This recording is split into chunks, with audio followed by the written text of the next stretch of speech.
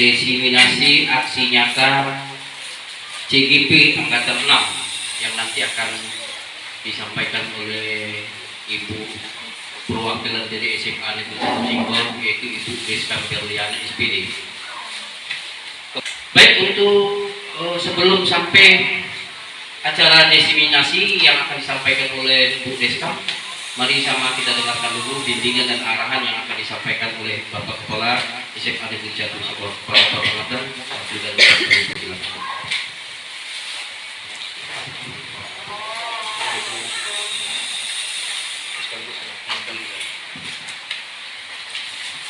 Assalamualaikum warahmatullahi wabarakatuh. Waalaikumsalam warahmatullahi wabarakatuh. Alhamdulillah wassyukurillah.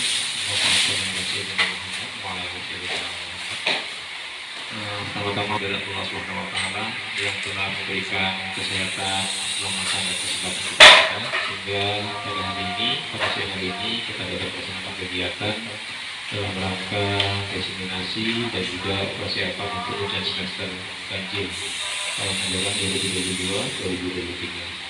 Lalu para salawat dan salam sama-sama kita sampaikan kepada Nabi Nabi kita Nabi besar Muhammad Sallallahu Alaihi Wasallam yang telah berikan contoh teladan kepada kita sehingga kita selaku muslim khusus sebagai pendidik dan pendidikan bisa meneladani sifat-sifat dari Nabi Muhammad SAW sehingga kita menjadi manusia yang bisa menjadi jalan dari Allah SWT. Bapak Ibu yang dulu saya lewati, SMA Negeri Singgor yang saya hormati, mungkin mengingat waktu seperti yang dilaksanakan oleh pengacara AKD, kita akan melaksanakan beberapa agenda, yaitu pertama dalam diseminasi dari tindak lanjut kegiatan lanjutan dari program kita penggerak yang sudah berjalan 2 bulan ke belakang. Dan alhamdulillah sejauh ini CGP yang ada di Aceh sendiri khususnya Angkatan 6 semuanya sudah berjalan sesuai yang diharapkan dan mudah-mudahan nantinya bisa bermanfaat bagi diri CGP sendiri dan juga harapannya bisa TBM Mitrian bergerak dan digerakkan tentunya nanti mampu menjadikan suatu motivasi bagi yang lain untuk juga ikut bergerak. Dalam kaitannya adalah bukan sebagai guru penggeraknya saja, namun mungkin adalah bagaimana siswa-siswi kita ini mendapatkan akibat dari kegiatan program yang dilaksanakan oleh pemerintah yang hanya bisa lebih baik lagi ke depannya. Demikian juga Aksi nyata CGP Angkatan 6 yang akan disampaikan oleh Ibu tutor kita Deska Berliana SPD kepada Ibu narasumber kita persilakan. Assalamualaikum warahmatullahi wabarakatuh. Waalaikumsalam warahmatullahi wabarakatuh. Alhamdulillahirabbil alamin. Wassalatu wassalamu ala asrofil anbiya'i wal mursalin wa ala alihi washabihi ajmain. Terima kasih saya ucapkan kepada Bapak Kepala Sekolah yang selama ini sudah mensupport dan mendukung pelaksanaan program bulan ke belakang. Kemudian terima kasih kepada Pak Abdul Karim selaku Wakakurikulum yang telah memberikan kesempatan dan mengatur waktu dan jadwalnya untuk saya dapat melaksanakan diseminasi aksi nyata saya sebagai calon guru penggerak Angkatan 6. Dan juga tak lupa saya ucapkan terima kasih juga kepada rekan-rekan semua, Bapak Ibu guru yang sudi meluangkan waktunya untuk mendengarkan diseminasi saya, aksi nyata saya di dalam program pendidikan guru penggerak. Puji syukur kita panjatkan kehadirat Allah Subhanahu wa taala yang mana hari ini kita diberikan kesehatan, keselamatan sehingga kita dapat berkumpul di ruangan yang sering kita lakukan dalam kumpul, menimba ilmu, berkolaborasi. Dan selawat beriring salam kita juga hadiahkan kepada junjungan kita Nabi besar Muhammad SAW, karena beliaulah yang membawa kita dari alam jahiliyah ke alam Islamiyah. Saya di sini berdiri bukan untuk menggurui ataupun merasa lebih istilahnya menggurui teman-teman sekalian. Di sini kita sama-sama belajar, di sini kita sharing.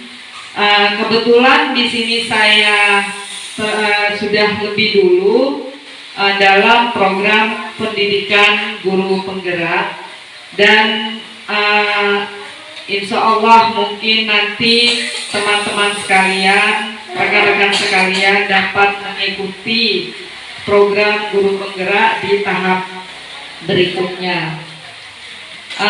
Di sini saya akan mensosialisasikan atau diseminasi saya dalam aksi nyata saya di modul 1, terutama di modul 1.4.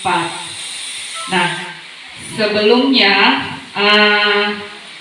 dalam pendidikan guru penggerak ini sebenarnya dilatar belakangi oleh Bapak Pendidikan kita Ki Hajar Dewantara, yang mana beliau telah membuat suatu program pendidikan dari zaman dulu, dari zaman mulai Indonesia baru merdeka, yaitu dengan program awalnya adalah Taman Siswa, gitu kan Pak, Taman Siswa.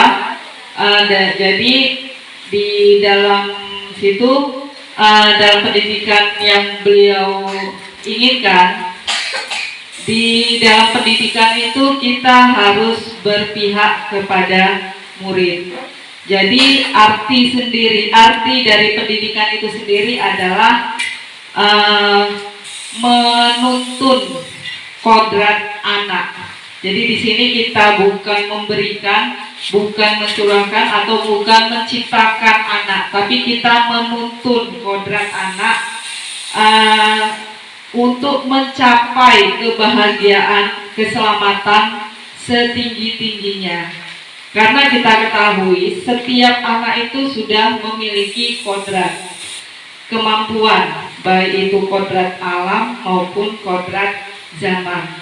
Kodrat alam di sini adalah kita sesuaikan bahwa anak itu sudah memang terlahir dalam kodratnya sesuai dengan keadaan yang ada dalam dirinya. Tinggal kita bagaimana menuntun anak itu supaya mencapai kebahagiaannya. Dan juga kita harus sesuaikan dengan keadaan zaman. Zaman kita dulu dalam pendidikan berbeda dengan zaman yang sekarang. Jadi kalau dulu masih bisa kita pendidikan itu, nah ini harus ini, nah ini harus ini. Kalau sekarang anak kita suruh seperti itu, mungkin dia akan berontak. Nah itu yang kami pelajari. Nah, bagaimana kita dalam mendidik, atau kalau kita bilang berpihak kepada murid. Jadi di sini pendidikan yang kita inginkan adalah pendidikan yang berpihak kepada murid. Atau kalau bahasa berhamba kepada murid. Berhamba dalam arti bukan kita mentuhankan murid atau tapi kita berusaha mengenal, memahami apa sih yang diinginkan oleh anak-anak kita. Di sini yang ingin saya terangkan yaitu tentang bagaimana kita dalam mewujudkan visi kita tadi. Nah, di sini kita harus bersama-sama berkolaborasi ataupun bekerja sama dengan sesama rekan. Bagaimana cara kita untuk mewujudkan visi kita tadi sehingga apa yang kita inginkan itu tercapai, mimpi kita itu tercapai. Di dalam penerapan budaya positif di sekolah, sebetulnya kalau budaya kita cerita tentang budaya positif itu sudah lama ada, sudah kita lakukan, cuma kita tidak tahu gitu istilahnya. Kita tidak memahami bahwa yang kita lakukan itu merupakan salah satu dari budaya positif. Nah, contohnya seperti yang kita sudah lakukan jauh sebelum ada program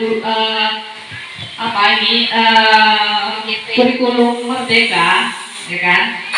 Kita sudah ada program ataupun menumbuhkan budaya positif seperti gotong royong, zikir, literasi, tertib aturan sekolah, atau kayak misalnya budaya senyum, budaya ramah, menghormati, itu sebenarnya adalah budaya positif.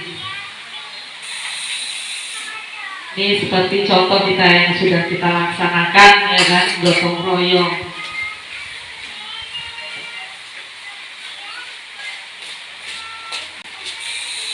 Apakah itu budaya positif?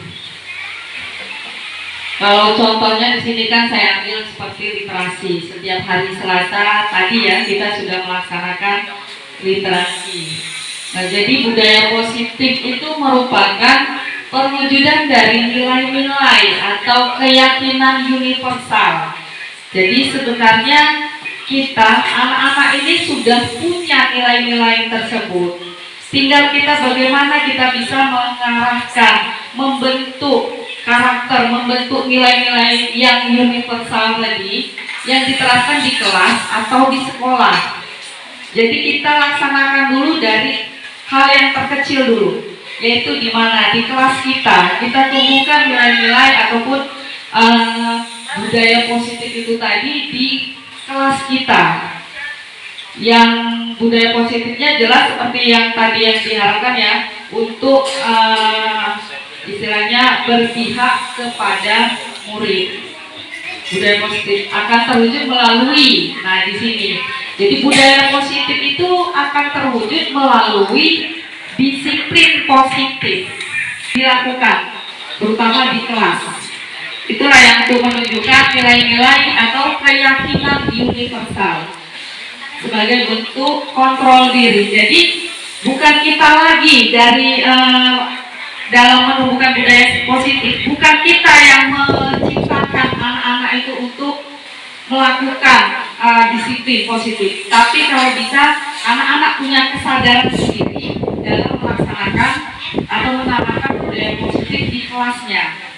Jadi kita upayakan di sini kita yang mengarahkan, mereka yang menemukan sendiri apa yang harus mereka lakukan.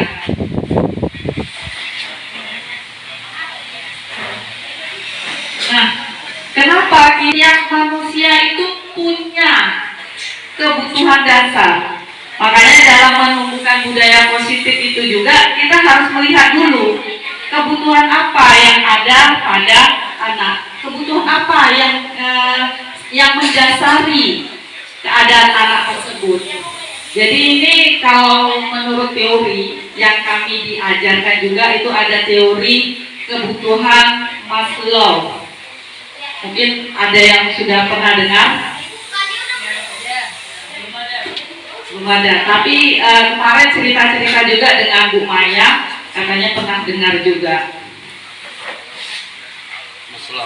Maslow.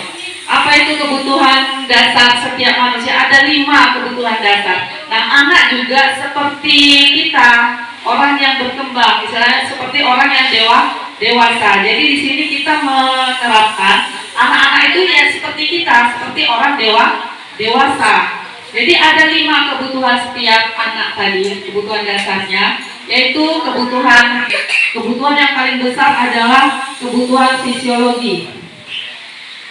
Kebutuhan dasar dari fisiologi ya. Kemudian penghargaan, kebutuhan akan aktualisasi diri.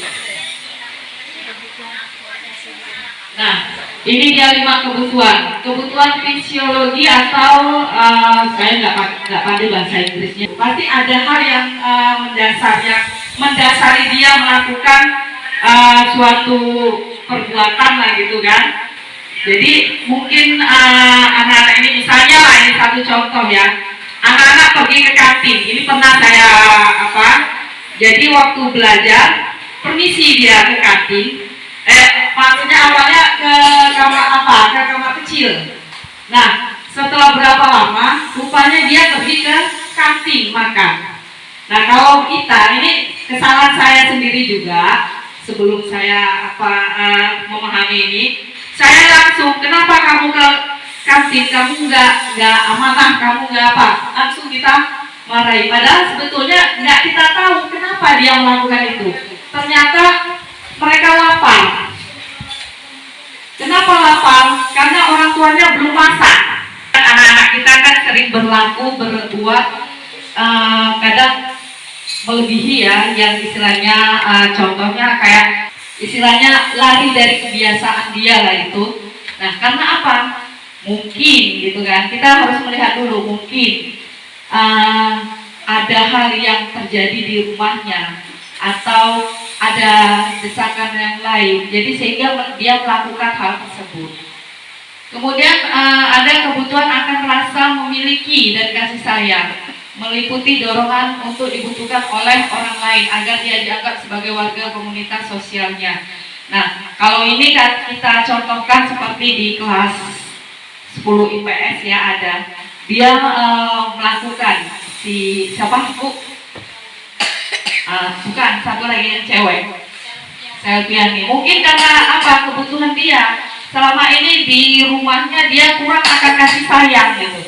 Makanya kadang-kadang kalau kita lihat anak-anak ini kok dia sering kayak cari perhatian gitu, berbuat dia yang over gitu. Karena apa? Memang dia itu butuh kasih sayang gitu. Makanya kita harus melihat juga hal seperti itu. Kemudian kebutuhan akan penghargaan. Kadang-kadang anak-anak ini butuh akan penghargaan.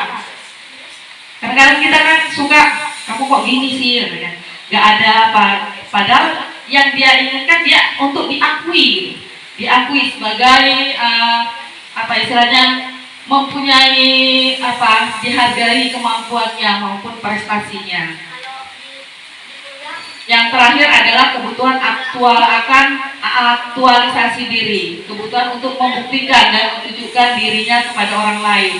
Nah, disinilah kadang-kadang seorang anak itu mengembangkan semaksimal mungkin segala potensinya. Nah, disinilah kita menerapkan. Mungkin dia tidak bisa mengembangkan potensinya, jadi kitalah yang menunjukkan.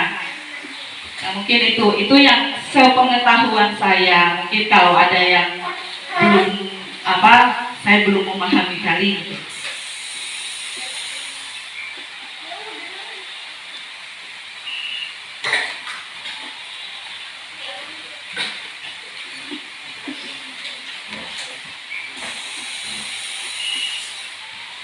Nah, kemudian di dalam mewujudkan disiplin positif pun budaya positif, tadi kan kita sudah mengenal 5 kebutuhan dasar. Jadi anak-anak ini siswa mereka itu kita harus sebenarnya keinginan mereka diperlakukan seperti orang dewasa yang mereka mempunyai kebutuhan masing-masing.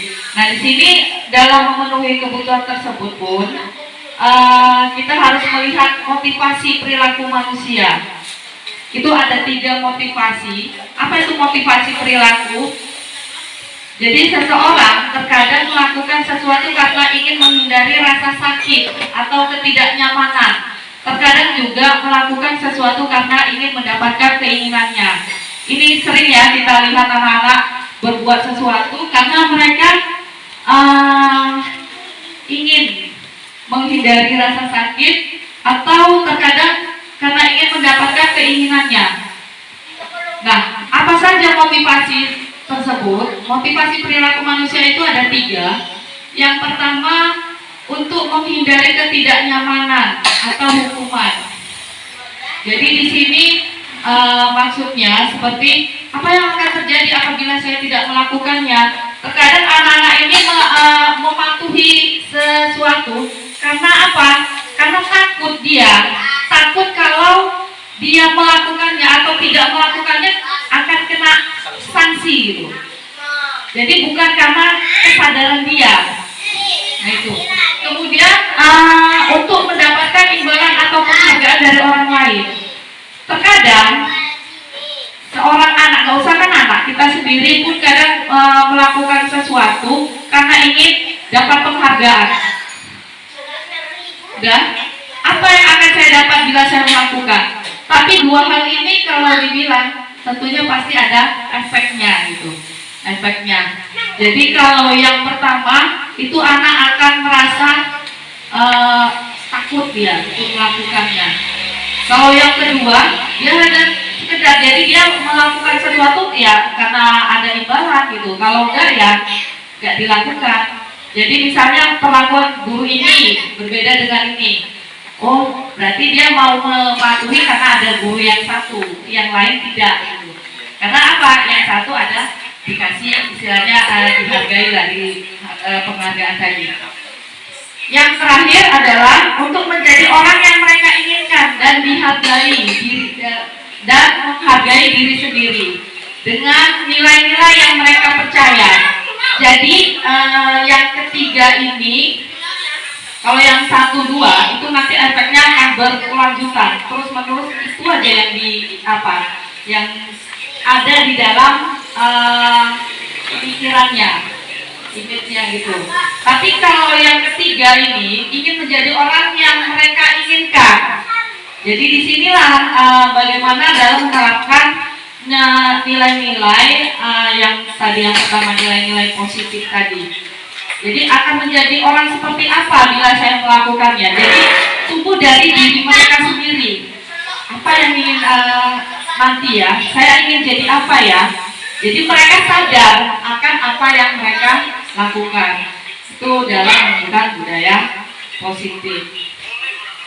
Nah maka dari itu, kan tadi saya bilang nanti ada juga yang namanya kesepakatan. Sudah? Nah keyakinan kelas, apa sih itu keyakinan kelas? Keyakinan kelas berupa pernyataan universal yang dibuat dalam bentuk kalimat positif. Keyakinan kelas tidak dibuat dalam jumlah banyak sehingga mudah diingat dan dipahami oleh semua warga kelas. Keyakinan kelas merupakan sesuatu yang dapat diterapkan di lingkungan kelas tersebut. Jadi kita misalnya ingin menerapkan suatu budaya positif, disiplin positif di kelas kita. Jadi dalam kita ingin menanamkan disiplin positif itu kalau bisa jangan dari kita dulu. Kita pancing, kita ajak mereka. Jadi ini adalah keyakinan kelas ini kesepakatan. Keyakinan kelas apa yang mereka inginkan dalam menciptakan budaya positif di kelasnya ataupun disiplin positif di kelasnya. Misalnya kita ajak mereka untuk mengutarakan kira-kira untuk mewujudkan kelas yang idaman mereka seperti apa gitu. Jadi jangan kita yang memberikan, kalau kita nanti ujungnya kita yang membuat gitu, kita yang menerapkan, kita yang menghukum. Jadi kalau sudah ada kesepakatan kelas atau keyakinan di dalam kelas, mereka akan tumbuh sendiri kesadaran mereka dalam menerapkan disiplin positif. Nah, ada pertanyaan, mengapa harus ada keyakinan kelas?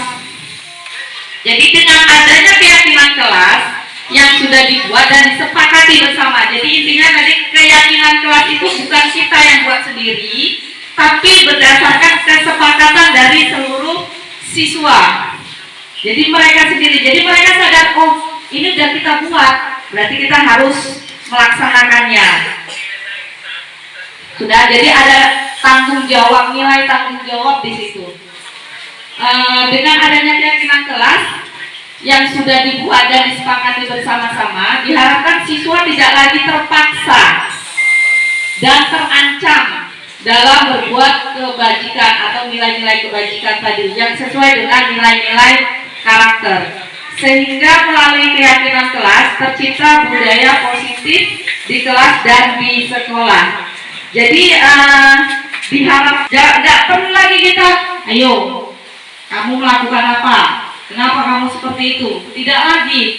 Nah, kemarin kita sudah buat keyakinan, kesepakatan. Kira-kira apa yang sudah kita langgar, apa yang sudah kalian sepakati itu tadi, dan bagaimana perbuatan kamu. Hanya gitu. Jadi menumbuhkan keyakinan mereka bahwa mereka sudah punya kesadaran, tidak terpaksa.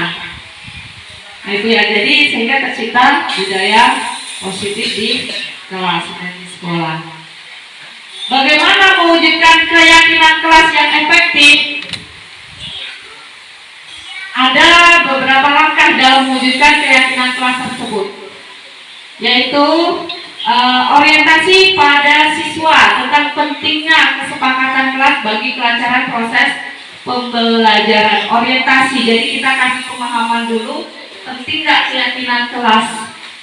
Jadi kalau anak sudah meyakini bahwa dalam di kelas itu harus ada keyakinan kelas, maka mungkin akan tumbuh yang namanya budaya positif. Jadi nggak kita lagi mengarahkan atau menyalahkan anak-anak, ini kamu melakukan ini, kamu melakukan ini, kenapa? Kemudian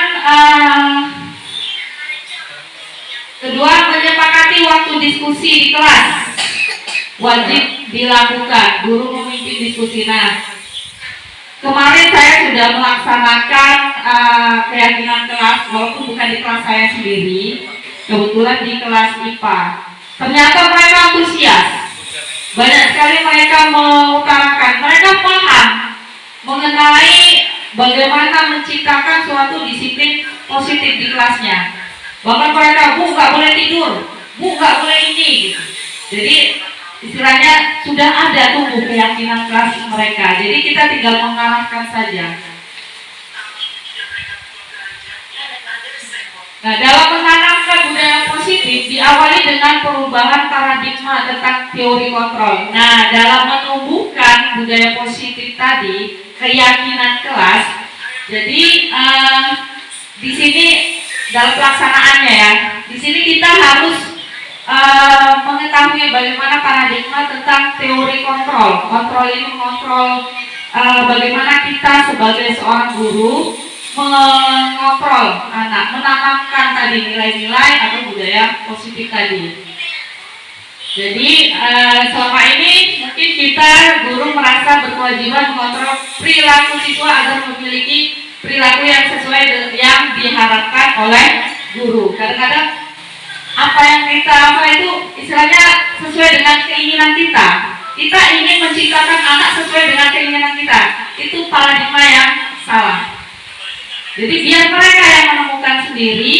Jadi kita hanya bagaimana kita memposisikan kita untuk mengontrol anak-anak didik kita, sehingga mereka punya tanggung jawab dalam sikapnya.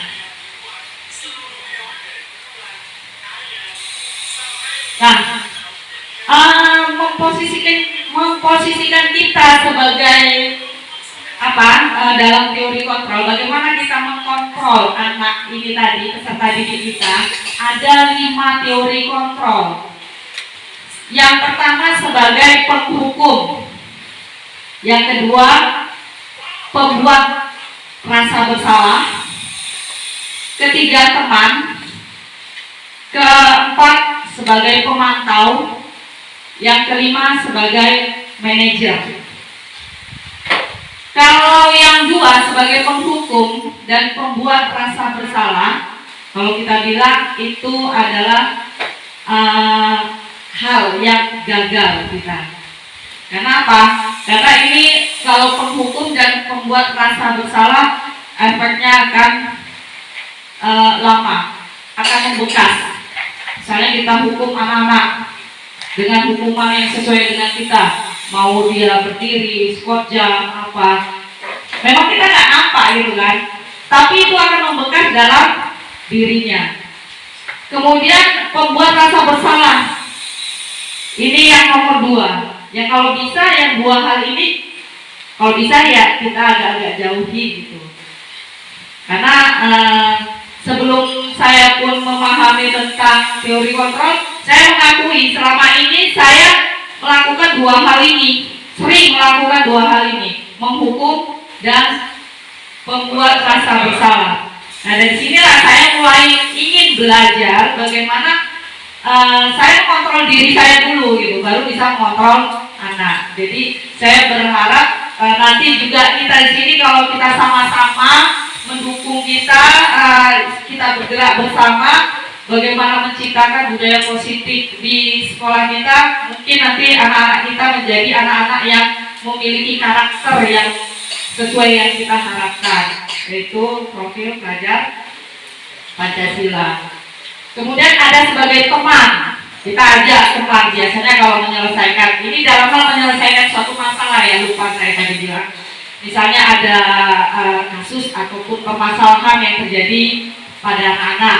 Nah inilah kita bagaimana menempatkan diri kita, memposisikan diri kita sebagai apa. Kita mau memposisikan diri kita mau sebagai apa. Apakah kita mau jadi sebagai penghukum, marah-marah di kelas.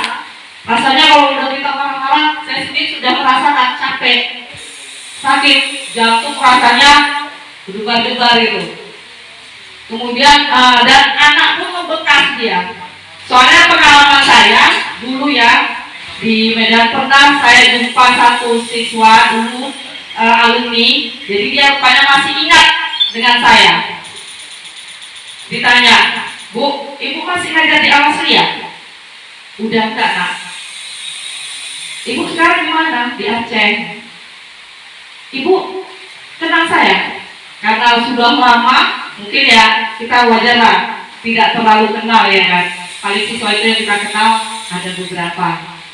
Jadi tapi yang diingatan dia itu yang masih membekas apa? Ibu masih galak. Nah disitulah terasa sama saya. Ternyata selama ini saya galak ya gitu, kejam. Istilahnya ibu masih galak. Itulah yang membekas. Kemudian membuat rasa bersalah ini juga termasuk posisi yang kalau kita anggap masih gagal gitu. Kenapa? Kalau anak, misalnya kita melakukan anak, kok tega ya kamu udah berbuat seperti ini. Iya Bu, rasanya dia kayak merasa orang yang paling gagal. Kan begitu, anak-anak merasa paling gagal. Kemudian sebagai teman, ini yang kalau dibilang levelnya sudah mulailah. Jadi istilahnya menghargailah anak tadi. Kemudian sebagai pemantau dan posisi yang paling bagus adalah sebagai manajer. Kita ketahui manajer itu apa? Mengolah ya kan, mengelola, mengatur. Jadi istilahnya menemukan anaknya. Bagaimana kita sebagai manajer?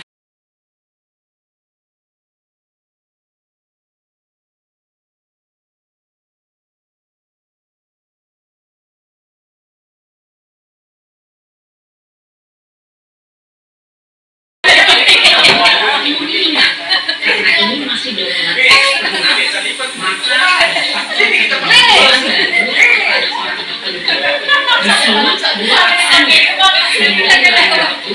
murid bisa berperilaku baik, namun hanya kepada orang-orang tertentu saja.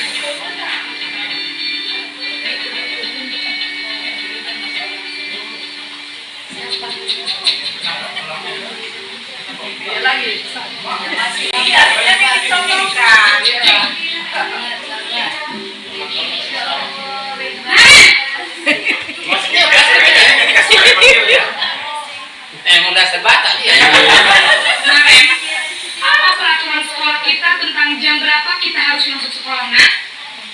Kita Ini sebagai apa? monitor dulu. Iya, betul. Sekarang sudah jam 7.20. Nah, sudah tahu konsekuensinya jika kita nggak hadir. Banyak aja lah ya. Paham Bu, saya harus tinggal kelas pas jam istirahat selama 20 menit. Iya, benar. Konsekuensinya demikian. Jadi nanti jam 9.30 pas istirahat, kamu harus tinggal di kelas, kerjakan tugas tambahan untuk ketertinggalan kamu, ya? Baik Bu. Posisi pemantau mengandalkan penghitungan atau data untuk mengontrol murid. Guru mengarahkan murid berdasarkan peraturan dan konsekuensi. Seorang pemantau menunjukkan bahasa tubuh dan ekspresi wajah yang datar dan cenderung formal. Psikologisnya tinggi.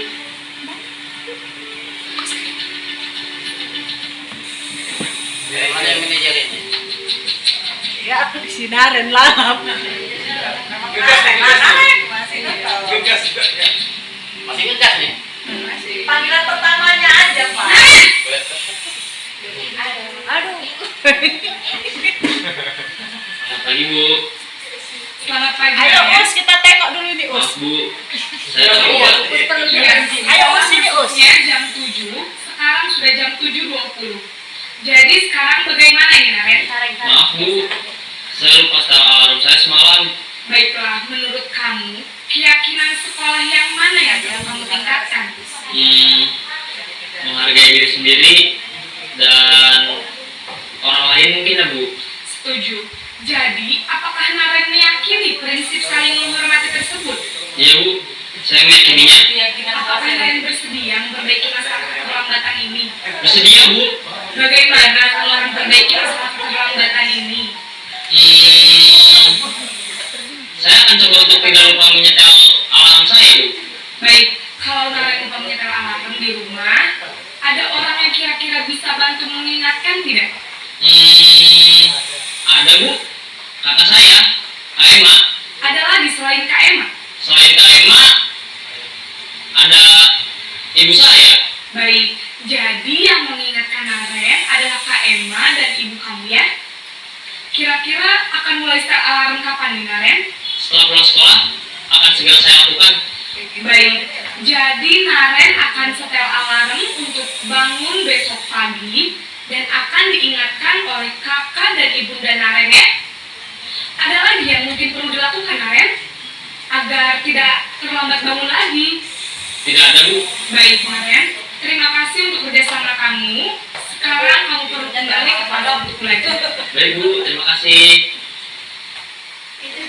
Posisi manajer adalah posisi kontrol yang disarankan untuk membimbing murid memiliki sikap disiplin yang positif, yaitu murid yang mandiri, bertanggung jawab, dan dapat memecahkan masalah. Tujuan dari posisi ini adalah agar murid dapat berefleksi atas tindakannya. Guru akan lebih terus memberikan pertanyaan-pertanyaan bermakna, sehingga membuat murid dapat belajar dari kesalahannya dan mencari sebuah solusi untuk menyelesaikannya. Ibu dan Bapak Guru hebat, setelah mengamati adegan kelima posisi kontrol tadi, kira-kira posisi mana yang paling ideal? Posisi mana yang dapat menunjang motivasi intrinsik murid? Ya, tentu posisi manajer. Posisi ini memang posisi ideal yang ingin dituju setiap pendidik. Pada posisi inilah, guru dapat menerapkan disiplin positif yang berpihak pada murid, yang memerdekakan murid. Perjalanan seorang pendidik tentunya tidak mudah untuk sampai pada posisi seorang manajer.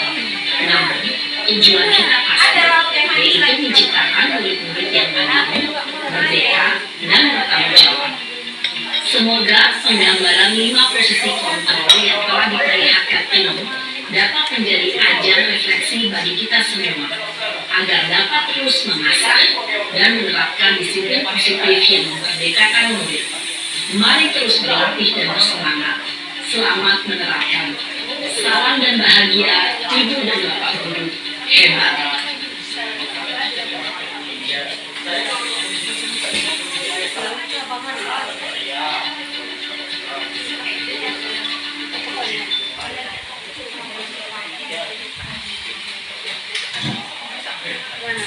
Oke, baik, itu sedikit gambaran bagaimana posisi kontrol. Dan kira-kira menurut Bapak Ibu, yang mana sih yang ideal menurut Bapak Ibu aja lah dulu kan? Kalau ini kan kalau di video ini menggambarkan bahwa kalau bisa kita sebagai posisi manajer.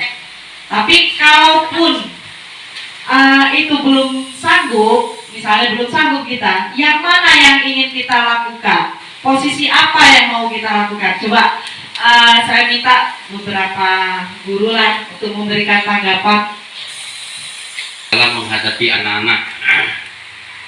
Kebanyakan kita ini melakukan itu poin pertama dan poin kedua, hukuman dan berbuat rasa bersalah. Ini yang sering kita lakukan sebagai seorang guru. Walaupun kita tahu bahwa di dalam ajaran agama Islam itu ada pembelajaran yang hasanah, artinya pembelajaran yang baik. Pembelajaran yang baik intinya sampai ke sana tadi, sampai ke sana dengan sebutan yang lembut, ya kan, yang tidak menyinggung perasaan. Namun dalam pelaksanaannya itu yang susah, dalam pelaksanaannya susah. Dan kami beberapa orang guru di sana mencoba dalam menerapkan posisi kontrol ini. Kami bersama Pak Amril, bersama Pak Rahmadi dan kawan yang lain, ini semua siswa yang terlambat kami coba membuat rasa sebagai teman dulu. Kamu udah jam berapa ini? Kok sudah sampai sekarang kamu kok masih terlambat aja? Namun itu nggak berhasil. Ternyata mereka masih di posisi di kelas saja. Akhirnya timbul emosi. Apa kata Prajurit kita? Hukum. Ayo kita hukum. Kami berikan hukuman lagi, merasa bersalah lagi. Bagi anak-anak yang merasa bersalah silakan berdiri dan tangan di atas kuping, tangan di atas kepala, ya kan? Mereka melakukan itu. Apakah mereka melakukan itu dengan rasa senang hati? Saya rasa nggak senang hati. Ya kan? Mereka pasti dendam sama kita, ya kan? Kayak tadi Pak si Demi kan, orang udah dua dia masih satu gitu kan. Ya, itu kan. Itu kita lakukan seperti itu. Nah, untuk mencapai sebagai posisi kontrol yang kelima ini, ya kan, sebagai manajer, saya kira perlu kerjasama tim. Nah, di sini ya, Pak Kepala udah sampaikan berkali-kali, kita ini bukan individu, bukan guru per orang, tapi kita adalah tim untuk melaksanakan program kita. Visi misi kita itu akan tercapai, tidak bisa kalau tidak melaksanakan sama-sama. Artinya tim bekerja sama. Kalau hanya satu dua yang melaksanakan, yang lain mendukung dengan cara berdoa, ini saya tidak berhasil. Iya kan? Ini merasa dirikan bersalah ya. Rasa bersalah ya kan. Ya kan?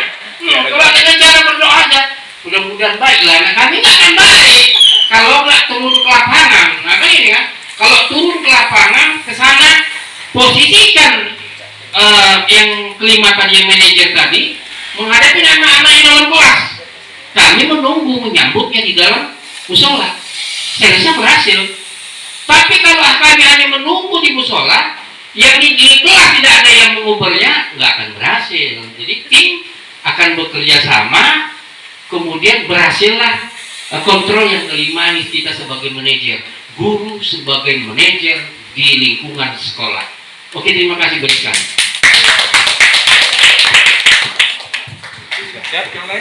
Oke, terima kasih tanggapan yang bagus sekali dari Pak Karim. Istilahnya entah nanti di musola gitu, bisa kita lakukan kira-kira untuk menumbuhkan tanggung jawabnya, apa yang bisa kalian lakukan? Kita buat dulu kesepakatan, orang tuh yang buat apa yang mau mereka lakukan gitu. Oke, selanjutnya Apa yang mau orang tuh itu kesepakatan. iya itu dulu yang apa. Tapi yang kita sambil mengarahkan, bukan yang istilahnya suka-suka mereka juga, kita arahkan kira-kira baik nggak itu untuk pengembangan karakter atau bagaimana. Jadi biar tumbuhkan dulu kepercayaan pada diri mereka dulu. Coba Sri. Kalau dari tadi udah kayaknya mau. Baik, assalamualaikum warahmatullahi wabarakatuh.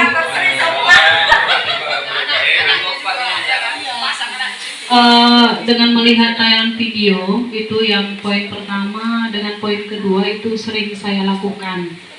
Ya, alhamdulillah dengan melihat udah sedikit saya lakukan, dan kesepakatan di dalam kelas.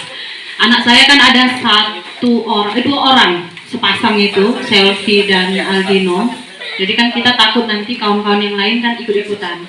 Jadi saya tanya sama kawan-kawannya, kita kalau ada kawannya yang tanpa keterangan, saya kan sudah kasih tahu bahwasannya kalau tidak masuk sekolah, orang tuanya mohon mengkonfirmasi ke wali. Itu udah saya kasih tahu ke anak-anak, bahkan ke orang tua masing-masing. Jadi anak-anak bilang seperti ini, Bu, bagaimana kalau yang alpa itu kita denda? Ya, itu anak-anak yang bilang, bukan saya. Baik, nanti kita bicarakan lagi. Nanti kalau ada satu siswa yang lebih dari 1, bahkan sampai 3 atau 4, 5 dalam sebulan, itu kalau kali 10 itu berapa? Berarti kan 60 begitu kan? Apa sanggup? Gitu. Jadi ini masih belum kami bicarakan kelanjutannya. Baru ada lagi kesepakatan kalau pagi-pagi piket kelas itu periksa laci. Jadi kalau ada sampah di lacinya itu diletakkan di atas meja semuanya. Biar supaya apa? Supaya si siswa itu setelah makan tidak meletakkan atau memasukkan sampah ke dalam laci. Baru tong sampah itu sebelumnya saya kalau lihat ada sampah di tong sampah yang besar di luar, itu saya tarik ke dalam kelas. Salah ya? Nggak tahu salah. Ya, awalnya saya tarik, tapi alhamdulillah udah beberapa kali saya buat seperti itu, anak-anak langsung antusias kalau saya udah mau menuju ke sana, langsung megang tong sampah, ngambil sampah, buang ke belakang. Gitu. Ya mungkin ya selama ini yang saya terapkan kepada anak-anak, apalagi terlambat di depan, saya langsung bilang, kenapa terlambat? Kesiangan Bu, enggak buat alarm, lupa Bu. Nah, kadang saya bilang gini, kepala pun kalau kita Tinggal kalau nggak dilengket. kalau nggak dilengketkan itu lupa gitu. Aduh, ada telepon Bu. Ya intinya itu tadi, insya Allah saya mau ya merubah pola pikir saya dari yang pertama kedua, ya kalau bisa lompat ya keempat dan kelima itu insya Allah. Terima kasih. Assalamualaikum warahmatullahi wabarakatuh. Baik Pak. Pak Riki dulu, Pak Riki. Nanti baru habis ini Pak Ramadi. Assalamualaikum warahmatullahi wabarakatuh. Terima kasih kepada Bu Deskam atas waktunya. Kalau dari 5 item itu mungkin saya nggak bisa menggolongkan karena karakter saya itu sifatnya random, tidak bisa ditebak. Saya bisa jadi seorang teman, bisa jadi seorang pemantaunya, kemudian bisa menjadi kayak kita bilang tadi menghukum. Karena saya melihat karakter saya pernah mencoba menjadi teman Bu. Anak-anak ini set nomor saya tahu kelakuan mereka kayak mana, di luar seperti apa. Ada memang anak yang bisa menempatkan posisinya. Dia paham kita ngomong bahasa halus, dia ngerti. Ada juga anak udah pakai yang paling halus, pakai manajer, kemudian pakai pemantau pun nggak akan ngerti. Tadi saya coba satu kasus, saya nggak tahu itu masuk kemana, saya coba sentuh hatinya. Jadi saya sempat buka berita tahun 2001 di depan dia langsung, saya panggil anaknya. Di sini ada tulisan putra seorang pedagang sayur, dia seorang yatim bisa lulus akademi militer. Saya tunjukkan sama dia, kebetulan si anak itu cita-cita ke situ mengarahnya. Saya tunjukkan karena dia sempat bikin status, dia buat seperti ini. Sekarang cita-cita itu bukan dikejar, tetapi dibeli. Saya kasih nama ini 2021, nak beritanya bang. Tahun lalu seorang anak di Abdia, Aceh Barat Daya, Bang Pidi, ini anak yatim, mamanya cuma jualan sayur di pasar, tapi anaknya bisa lulus akmil dengan kemauannya. Yang bisa mengangkat harga derajat untuk orang tua kau, karena kita tahu pandangan positif masyarakat terhadap diri kita itu banyak. Kamera yang memantau bahkan mengangkat rendah. Terakhir si anak itu meneteskan air matanya, memang ada rasa bersalah kan dia buat. Cuman bagaimana memotivasi, sampai saya bilang, Bapak pernah dengar dari teman-teman entah dari mana, katanya kamu mau berhenti sekolah. Sebenarnya saya pernah terpikir untuk itu Pak, cuman saya ingat kata-kata Bapak yang bisa mengangkat derajat kedua merubah itu hanya kamu. Jadi situ saya posisi sebagai orang tua, bisa sebagai teman-teman. Jadi makanya saya di antara 5 itu saya belum tahu benar, tapi saya akan mencoba menjadi seorang manajer seperti itu. Karena kalau pemantau tadi kita harus punya data, kita bahkan sudah ada sebenarnya poin-poin itu apa peraturan sanksi sebagainya, cuman mungkin belum maksimal. Tapi lebih bagusnya saya lihat tadi itu seperti manajer karena komunikasinya lebih bagus itu. Oke. Terima kasih Pak Riki. Ya. Alhamdulillah. Tinggal kita sendiri. Memang kalau kita harus secara spontanitas kita merubah, kita belum bisa. Kita dari awal dulu. Oke, selanjutnya Pak Ramadi. Saya akan coba memberikan pendapat. Seharusnya semua guru memberikan pendapat, tapi saya sangat tergugah ya beberapa video yang sudah ditampilkan tadi. Memang dari beberapa tampilan video kami dalam konseling, bimbingan konseling, jadi ada satu video tadi yang menyebutkan nak, kamu kan, ada satu video tadi bilang, nak, kamu kan kencang berlarinya, kamu kan kencang lari, kenapa kamu memiliki kelebihan? Kalau dalam teori konseling ini teori humanistik, jadi masing-masing anak itu memiliki kelebihan. Kenapa seharusnya anak-anak yang memang sedang memiliki masalah, kenapa kita tidak sebutkan kelebihannya seperti itu? Jadi mereka akan merasa dekat. Dan salah satu yang harus kita lakukan dalam memproses siswa, baik terlambat, wali kelas, dan segala macam, itu sesuai dengan yang kami pelajari, di mana dalam video tersebut guru itu bukan menasehati. Nah, di dalam tampilan video tadi guru bukan menasehati, tetapi mengemukakan berbagai pertanyaan-pertanyaan, di mana pertanyaan-pertanyaan tersebut dikembalikan kepada siswa. Jadi yang banyak berbicara nanti adalah siswa, bukan guru. Yang diharapkan dalam penyelesaian masalah sesuatu nanti, dia yang akan mengutarakan serta membuat kontrak apa yang seharusnya dia lakukan. Ya mungkin, dan dalam berbagai kegiatan-kegiatan seringkali ada mungkin seseorang siswa, terutama mungkin saya berbicara sedikit tentang Aldino dan Selvi. Nah, Selvi ini salah satu kasus yang sangat kita tarik seharusnya, karena di rumah dia memang tidak dapat penghargaan sendiri, satu pun tidak menghargai dia, baik abang, kakak, dan kakek segala macam. Di sekolah juga seperti itu. Nah, siapa yang akan memberikan penghargaan tersebut?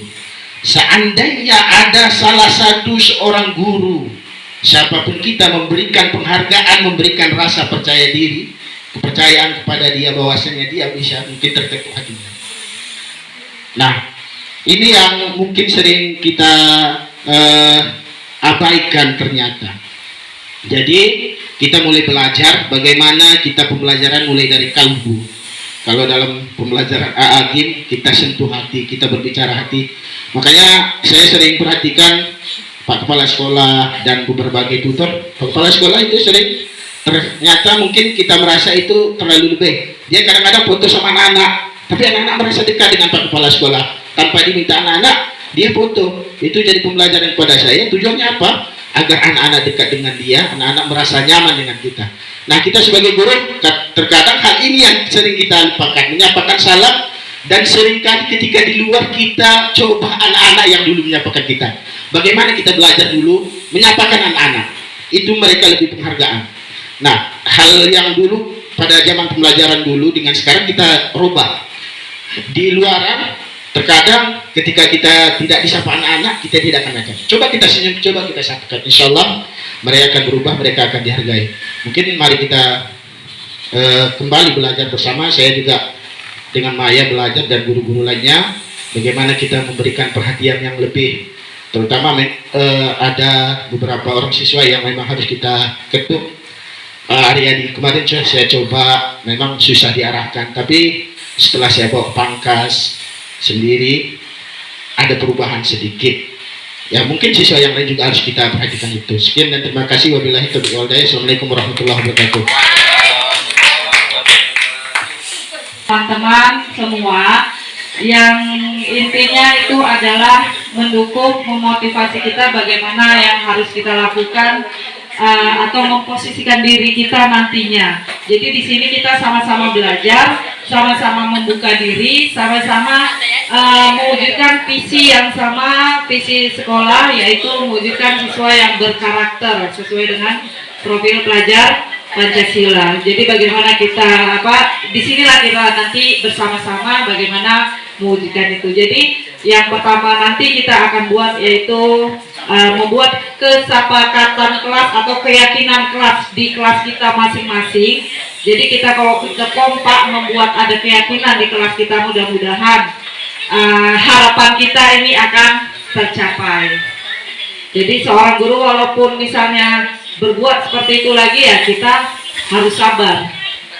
Ulang lagi.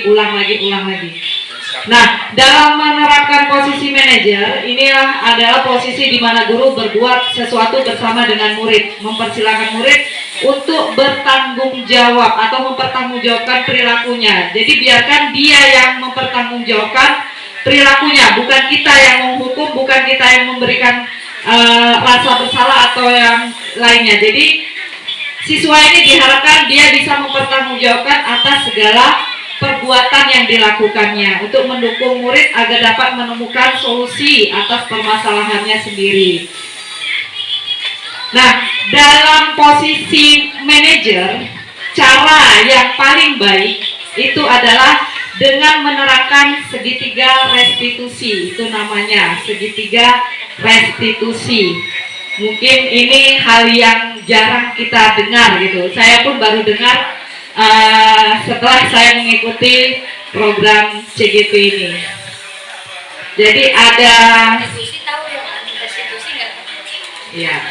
segitiga ini untuk menstabilkan ataupun menerapkan mengatasi permasalahan yang ada di kelas kita. Jika ada suatu masalah ataupun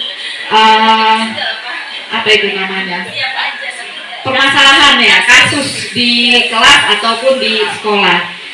Jadi sesuai dengan posisi kita sebagai manajer, nah yang kita lakukan ada 3 cara. Yang pertama sesuai dengan segitiga restitusi ini, yaitu menstabilkan identitas. Yang kedua, validasi tindakan yang salah. Ketiga, menanyakan keyakinan. Ini yang harus kita terapkan di dalam menyelesaikan atau menyelesaikan suatu masalah kasus. Apa sih itu segitiga restitusi? Yang mana yang menstabilkan identitas, validasi tindakan yang salah, dan menanyakan keyakinan. Kalau dari ketiga ini, dia tidak harus dari yang pertama, kedua, ketiga. Tapi tiga-tiganya ini harus kita laksanakan untuk mewujudkan kita sebagai posisi manajer. Boleh yang validasi dulu, selanjutnya menstabilkan identitas, lanjut dengan menanyakan keyakinan. Seperti yang tadi di video yang terakhir itu ibu guru tadi sudah menerapkan segitiga restitusi. Nah ini menstabilkan identitas. Nggak apa ya Pak?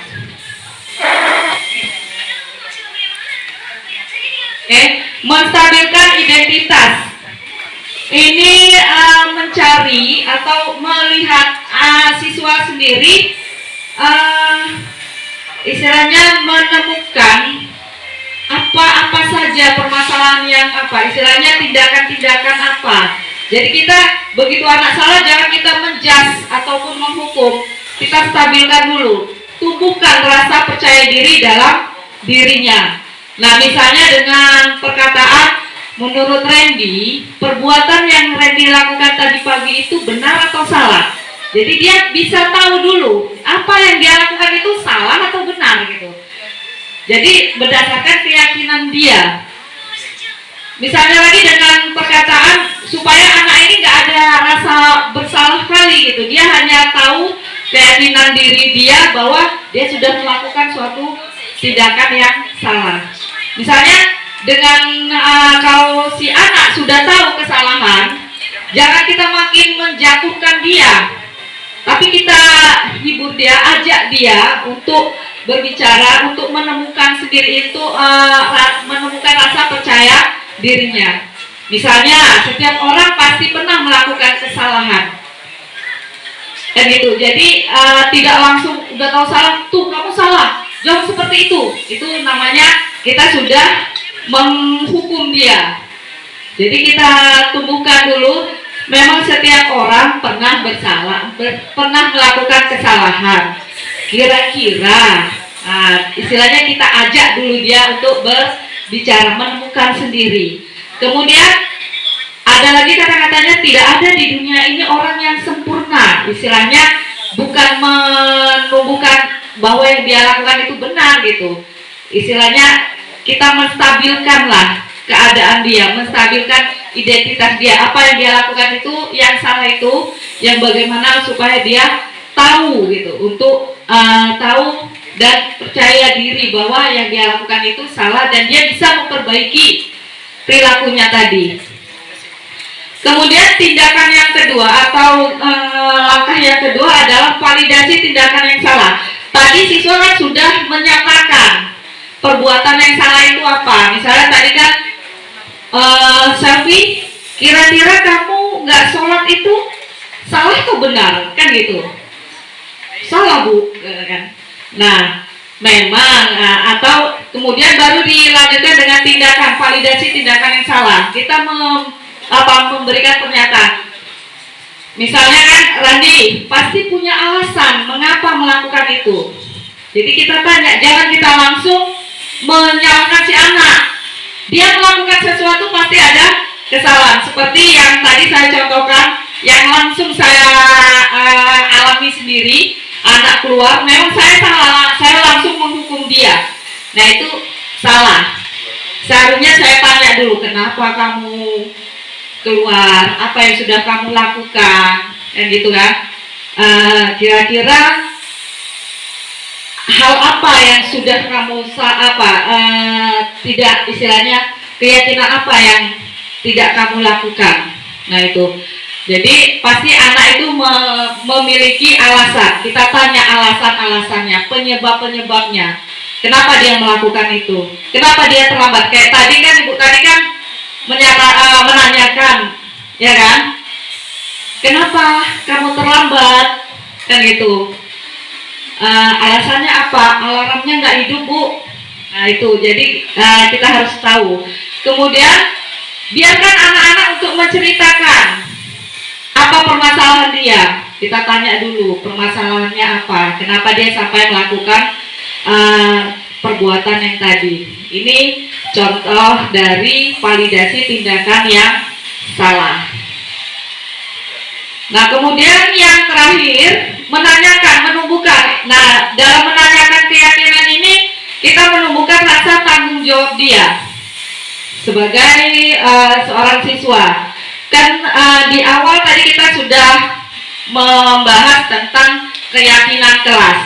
Jadi yang awal yang harus kita lakukan, langkah pertama adalah membuat keyakinan kelas atau kesepakatan kelas bersama. Jadi nanti kita cobalah dari kelas-kelas kita dulu, kita buat, kita rencanakan bersama siswa keyakinan-keyakinan apa yang bisa menumbuhkan budaya positif untuk belajar dengan baik di kelas. Nah itu. Jadi dengan menanyakan keyakinan, kalau misalnya dalam menerapkan disiplin positif, ternyata ada anak yang melanggar ataupun menyalahi ataupun berbuat sesuatu. Nah, di sinilah tadi kita sudah memvalidasi tindakan yang salah, ya kan, menanyakan alasannya. Nah, di sini baru kita sudah membuat keyakinan kelas misalnya. Kan kemarin kita sudah sepakat, kan gitu kan? Kita sudah sepakat. Apa kesepakatannya itu? Jadi dia temukan apa yang sudah dia lakukan. Biarkan dia, tadi seperti Pak Ramadi bilang, biarkan anak-anak yang banyak bicara. Biar mereka yang menemukan sendiri permasalahan-permasalahan apa yang sudah mereka lakukan. Kemudian bagaimana cara mereka menemukan solusi. Jadi tumbuhkan rasa percaya diri. Nah, keyakinan kelas apa saja yang telah kita sepakati itu misalnya, apakah Randy meyakini keyakinan kelas kita Nah itu seperti itu. Apakah kamu sudah tahu kita sudah menyepakati tentang keyakinan kelas? Misalnya keyakinan kelas tentang apa di situ? Kita tunjukkan aja, kita tinggal menunjukkan ini loh udah kita buat bersama gitu. Dan ini loh yang kita buat bersama. Kira-kira apa yang sudah kamu lakukan gitu. Jadi temukan dia. Bagaimana menemukan permasalahannya sendiri. Kemudian jika Redi meyakininya, misalnya dia udah tahu bahwa yang dia lakukan itu adalah salah, apakah kita tanya lagi, bisakah kamu memperbaiki kesalahan kamu? Kan gitu. Kita tanya, kalau bisa Bu, tadi kan bisa Bu. Jika Redi memperbaikinya berarti apa yang harus Redi lakukan? Kita tanya, biarkan dia menumbuhkan, biarkan dia bertanggung jawab terhadap apa yang sudah dia lakukan. Intinya seperti itu. Keyakinan apa yang ingin kita tanamkan. Misalnya keyakinan itu yang sesuai dengan profil. Ada nilai-nilai apa tadi? Universal, kebajikan universal, misalnya santun. Misalnya dia bertengkar dengan temannya, kita tanyakan keyakinan apa di situ. Dan menghargai dan lain sebagainya.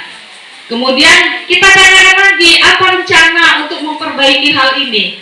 Nah di sini untuk menemukan rasa tanggung jawab. Biar dia sendiri, dia udah tahu dia kesalahannya itu apa. Kemudian biarkan dia punya tanggung jawab, mempertanggungjawabkan apa yang sudah dia lakukan. Kemudian bagaimana perasaannya? Kita wajib juga menanyakan perasaan dia. Dan karena tadi ya, setiap anak punya 5 kebutuhan dasar. Kalau dia sudah senang, puas, dia sudah apa? Berarti kan dia merasa dia diperhatikan, merasa dihargai dengan kita melakukan segitiga restitusi. Baik, nanti kita coba bersama-sama.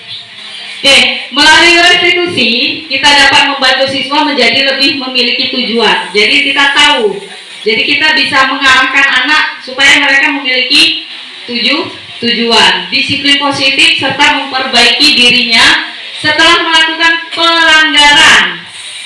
Penekanannya adalah untuk menjadi orang yang menghargai nilai-nilai kebajikan yang mereka percayai. Jadi mereka percayai bahwa itu adalah perbuatan yang baik. Ya, jadi mungkin itu saja kira-kira.